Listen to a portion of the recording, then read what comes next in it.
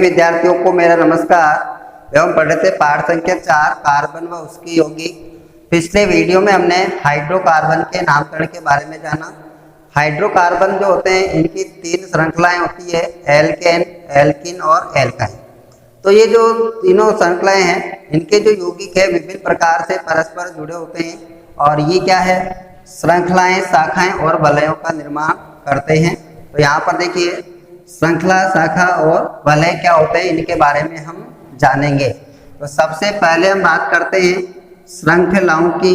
तो ये श्रृंखलाएं क्या होती है, तो यहाँ पर देखिए कार्बन परमाणु जो होते हैं वो क्या है, एकल बंध, द्विआबंध या त्रिआबंध से जुड़ करके लंबी लंबी श्रृंखलाएं बनाते हैं और अनेक यौगिकों का निर्माण करते हैं। तो इनकी जो ये श्रृंखलाएं होती है उनकी हम बात करते हैं। तो देखिए सबसे पहले संतृप्त हाइड्रोकार्बन जो होते हैं उनकी कौन कौन सी श्रृंखलाएं हैं। तो यहाँ पर देखिए सबसे पहला आता है मेथेन। तो यहाँ पर देखिए मेथेन जो होता है कि इसका जो अणुसूत्र है होता है CH4 सीधा है। ऐसे ही दूसरे नंबर पर जो है वो आता है एथेन, और एथेन जो होता है इसका है वो इस प्रकार से श्रृंखला इसमें जुड़ी होती है CH3 सिंगल बॉन्ड CH3, क्योंकि संतृप्त हाइड्रोकार्बन है तो इनमें एकल आबंध होता है। अब तीसरा है प्रोपेन। यदि हम प्रोपेन की बात करें तो देखिए प्रोपेन में होता है 3 कार्बन परमाणु की श्रृंखलाएं होती है, तो CH3, CH2 और ये CH3। तो ये क्या श्रृंखला में जुड़े होते हैं तो अपनी जो संयोजकता होती है 4 होती है उसको पूरा करते हैं। इसी प्रकार से ये व्यवस्थित होंगे। अब नंबर 4 चौथे पर देखिए हम लिखते हैं इसमें, अगला है ब्यूटेन। ब्यूटेन जो होता है ये भी क्या है, इस प्रकार श्रृंखला के रूप में हम बात करें तो CH3, CH2, CH2 और ये CH3 लंबी श्रृंखला का निर्माण करता है। तो ये क्या इसकी श्रृंखला संरचना होती है।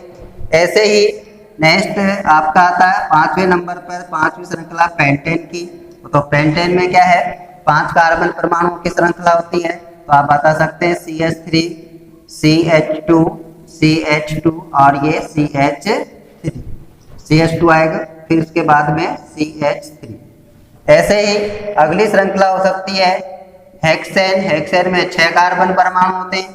तो 6 कार्बन परमाणु की श्रृंखला भी इसी प्रकार से एक एक कार्बन परमाणु इनमें बढ़ता जाता है और ये सब एकल आबंध के द्वारा जुड़े होते हैं, जो आप इसमें दर्शा सकते हैं। तो ये श्रृंखला होगी आपकी इसकी हेक्सेन की, इसमें 6 कार्बन परमाणु होते हैं। तो ये लंबी जो श्रृंखला है इस प्रकार के हैं।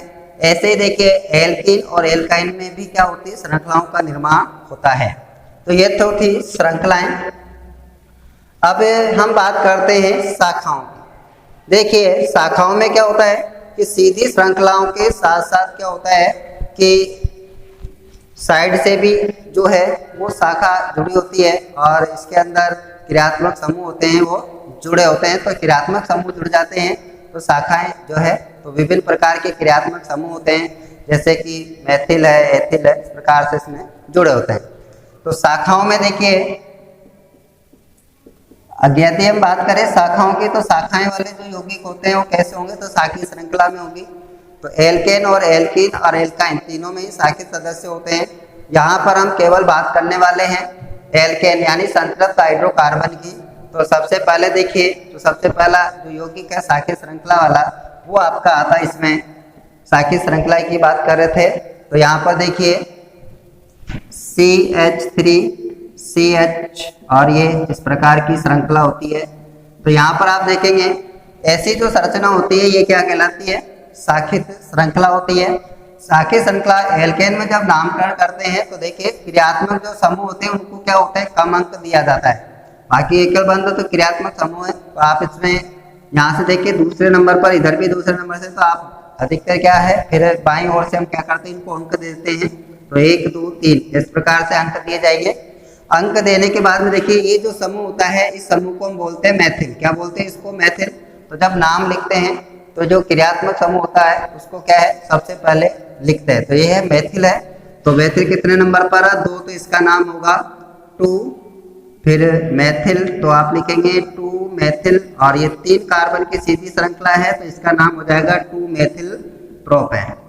ऐसे देखिए शाखीय श्रृंखला में यदि हम और एक उदाहरण लें सीधा सा है। तो साकी श्रृंखलाओं की बात करते हैं तो साकी श्रृंखला में क्या होता है, इस प्रकार से साकित श्रृंखला जुड़ी होती है। तो देखिए यहाँ पे CH3 किसी भी प्रकार CH2 और ये CH3 ये 4 कार्बन की है।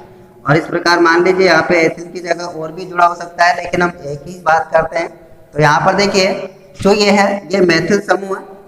जब नामकरण करेंगे तो क्या करते हैं, जो क्रियात्मक समूह होते हैं उसको क्या करते हैं, कम अंक देते हैं। तो यहाँ से देखिए नाम इसमें 1 2 तीसरे नंबर पर आता है, और जैसे पहला और दूसरा 2 नंबर पर ही आता है। तो हम क्या करते हैं, इधर से अंक देना शुरू करेंगे 3 4 और ये। और जब इसका नाम लिखा जाएगा तो देखिए पहले क्या करते हैं, क्रियात्मक समूह का नाम पहले लिखते हैं। तो ये जो फंक्शनल ग्रुप मैथिल है तो हम लिख देंगे क्या 2, और मैथिल और सीधी श्रृंखला 4 कार्बन परमाणु की है तो इसका नाम हो जाएगा 2 मेथिल ब्यूटेन। तो ये तो सामान्य श्रृंखला जो साकी श्रृंखलाएं होती है। ऐसे ही क्या है एल्किन और एल्काइन में भी होती है, उनके नामकरण आदि है वो हम अगली कक्षाओं में पढ़ेंगे। अब इसी प्रकार देखिए अगला जो आपका आता है वो होता है वलय संरचना। अब वलय की हम बात करें तो वलय में क्या होता है, कार्बन परमाणु जो होते हैं वो वलय के रूप में व्यवस्थित होते हैं, यानी रिंग के रूप में पाए जाते हैं। इसका सामान्य उदाहरण देखिए, सबसे वलय संरचना वाला जो यौगिक है वो आपका आता है बेंजीन। बेंजीन है, इसका जो अणुसूत्र होता है C6H6।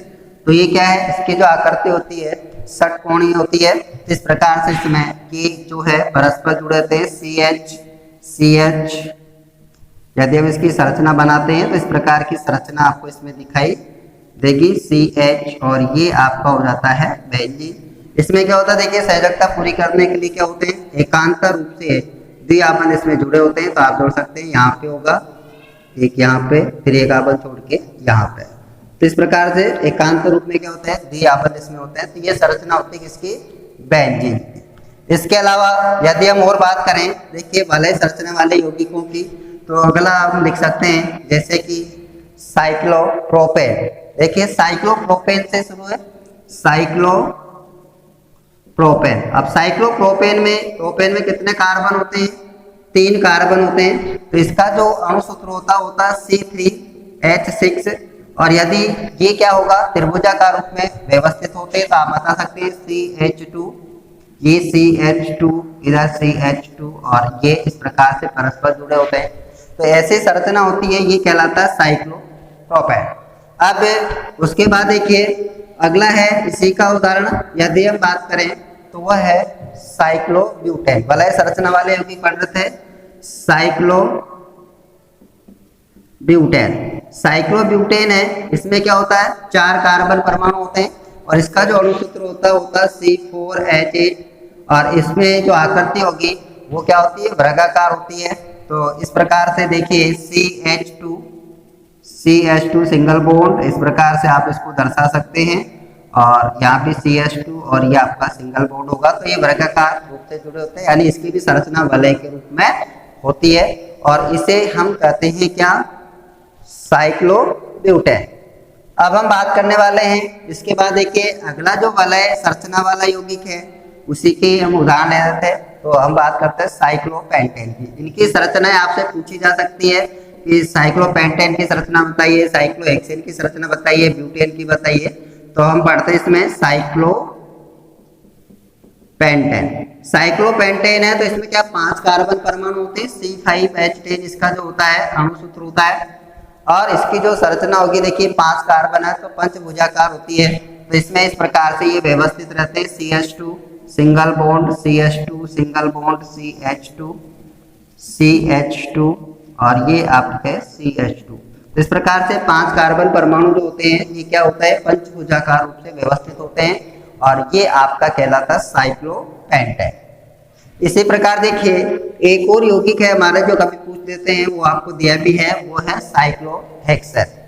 साइक्लोहेक्सेन जो होता है उसमें क्या है, 6 कार्बन परमाणु होते हैं। तो इसे साइक्लोहेक्सेन की हम बात करें तो यहाँ पर देखिए C6 और H12 ये इसमें होते हैं। तो इसकी जो संरचना होगी वो षटभुजाकार होती है। तो यहाँ पर देखिएगा CH2 सिंगल बॉन्ड से जुड़े होंगे सभी, CH2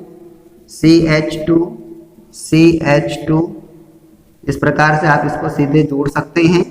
और ये जो संरचना होती है ये कहलाती है साइक्लोहेक्सेन। इनकी इलेक्ट्रॉन बिंदु संरचना और आदि जो है इसके बारे में हम जानकारी बाद में प्राप्त करेंगे। तो ये तो थी आपकी श्रृंखलाएं, शाखाएं और वलय।